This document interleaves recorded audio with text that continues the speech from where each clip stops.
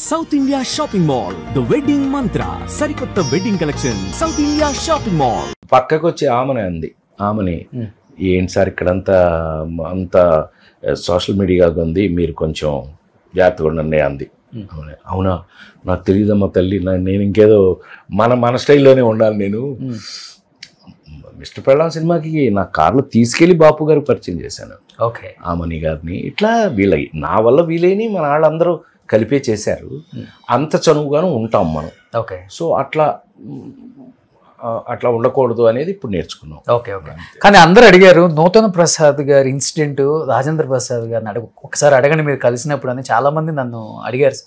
మన షూటింగ్ అప్పుడు ఆ కార్లో నుంచి కింద యాక్చువల్గా అబ్బాయి మీకు ఆ సినిమా గుర్తుంటే కనుక లాస్ట్కి కారు తాగుతుంది, అంటే కారులో మందు పోస్తారు, తర్వాత ఇట్లా ఆడుతుంది, పైకి ఎగురుతుంది, కిందకు వస్తుంది, పైన ఫ్రై అవుతుంది, కింద వస్తుంది, విడిపోతుంది రెండు ముక్కలుగా కారు, మళ్ళీ కలిసిపోతుంది, మళ్ళీ అన్నీ చేశాం కదా. ఆ కార్లు యాక్చువల్గా ఏవిఎంలో 6 కార్లు అవి. ఓకే, అందులో 2 కార్లని 2 పార్ట్లు చేసి పెట్టారు.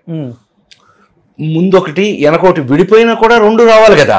మరి వెనకది రావాలి అంటే ఇట్స్ హ్యావ్ ఏ ఇంజన్. మరి వెనక పీస్ ఎలా వస్తుంది, దానికి స్కూటర్ ఇంజిన్ తగిలిచ్చారు దానికి. అట్లా ఇదంతా టెక్నికల్లీ బీన్ డన్, అన్ని బ్రహ్మాండంగా చేశారు. అలా చేస్తూ చేస్తూ ఏమైంది అనంటే పొద్దున్నుంచి ఆ కారు డ్యాన్స్ చేయటం అనంటే క్రెయిన్కి కారు కట్టి ఇట్లా పొద్దున్నుంచి ఈ గొలుసులతో కట్టారు. పొద్దునుంచి కొట్టి కొట్టి కొట్టి కొట్టి ఎక్కడో గొలుసు ఓపెన్ అయింది. అయ్యో, ఎప్పుడైతే తీసిన షాట్లు యాక్చువల్గా నూతన్ ప్రసాద్ గారే అడిగాడు, అబ్బాయి డైరెక్టర్ నాట్ హ్యాపీ, ఆ క్లోజ్ను మళ్ళీ చేద్దాము అని అంటే నాకేముంది చేద్దామని మళ్ళీ కారుని పైకి ఎత్తుతుండగా సడన్గా కెమెరామెన్ గారు 50 అడుగు అక్కర్లేదు, ఈ హైట్ చాలు నాకు కెమెరా ఇక్కడి నుంచి క్లోజ్ తీయటం, కింద నుంచి క్లోజ్ అనమాట, ఇది చాలు నాకు ఆపండి అన్నాడు. వాడు సడన్గా బ్రేక్ వేసేటప్పటికి ఇందులోంచి జారిపోయాడు. కారు 18 అడుగుల నుంచి నేరుగా ధమా అని కింద పడి. ఇంతలో ఏమైంది అంటే ఏదైనా దేవుడే కదా, పడుకో పడుకో పడుకో అన్నానంట. నాకు తెలియదు, నేను ఫెయింట్ అయిపోయాను కదా. నేనేమో ఇలా వంగున్నాను, ముందు డ్రైవింగ్ సీట్లో ఉన్నాను నేను, నూతన్ ప్రసాద్ గారు తాతయ్య వెనకాల ఉన్నారు.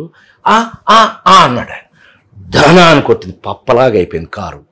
ముందు నేనేమో పడుకోవటం వల్ల ఇలా ఉన్నాను, వెనకాల ఆయనేమో అంటాను, పైన కింద నొక్కుపోయింది. అయ్యో, స్పైనల్ కార్డు 16, 17 మీకు తెలుసు కదా. స్పైనల్ కార్డు పైనుంచి కిందకి నెంబర్ ఆఫ్ ఇవి ఉంటే తెలుసు కదా. ఆ మధ్యలో ఉన్న బోన్స్లో 16, 17 2 జామ్ అయింది. ఆ 2 జామ్ అవడం వల్ల 2 కాళ్ళు ప్యారలైజ్ అయిపోయింది. పాపం తర్వాత ఆయన ఏ ఫంక్షన్కి వెళ్ళినా అంటుండేవాడు, చిన్నోడు నన్ను చిన్నోడా అని పిలిచేవాడు. ఆయన పెద్దోడు, నేను చిన్నోడాను.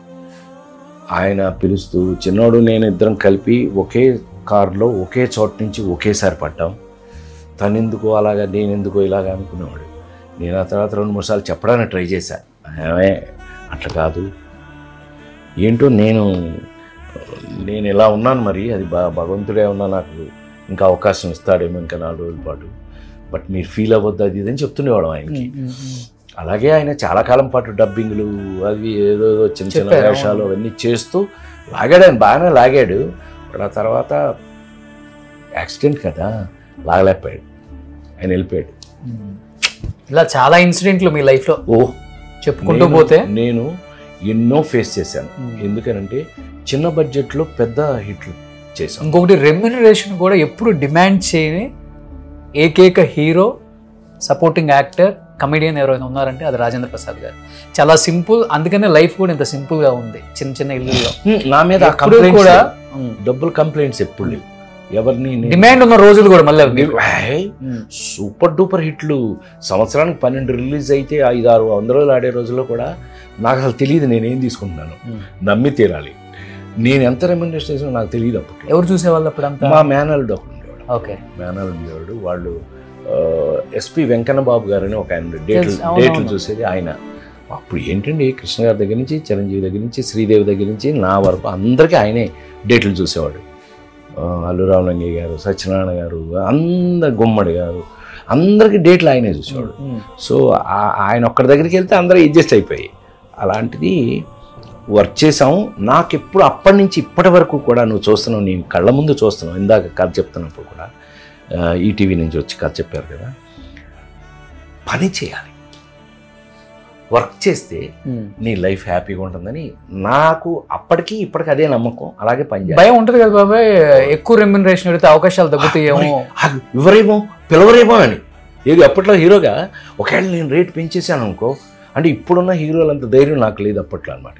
ఒకవేళ పిలవకపోతే, సినిమాలు రాకపోతే మనం ఏమైపోతాం, భయం. అందుకని ఏదో ఒకటి అడ్జస్ట్ చేసుకుంటూ నెంబర్ ఆఫ్ ఫిల్మ్స్ చేసుకుంటే, ఇవాళ మరి మీకు టీవీలో ఆదివారం అయ్యేటప్పటికి నా సినిమా వేసేస్తున్నారు అంటే కారణం నెంబర్ ఆఫ్ ఫిల్మ్స్ ఉండడం వల్లే. అందులో ఉన్నాయి కదా బోర్డు అన్ని, అందుకని అందులోంచి 2-3 తీసి, సో నెంబర్ ఆఫ్ ఫిల్మ్స్ మనకు కంటిన్యూస్గా వేయటం అది నిజంగా అదృష్టం. ఓకే, మనకి మీతో ఇప్పుడు టీవీలు వచ్చేసి తర్వాత ఓటీటీలు వచ్చేసినా కూడా ఇంకా నాకు అవకాశాలు రావడం నా అదృష్టం కాదు, మీ అందరి ప్రేమ. అందరి ప్రేమ వల్ల మనం వీఆర్ కంటిన్యూడ్.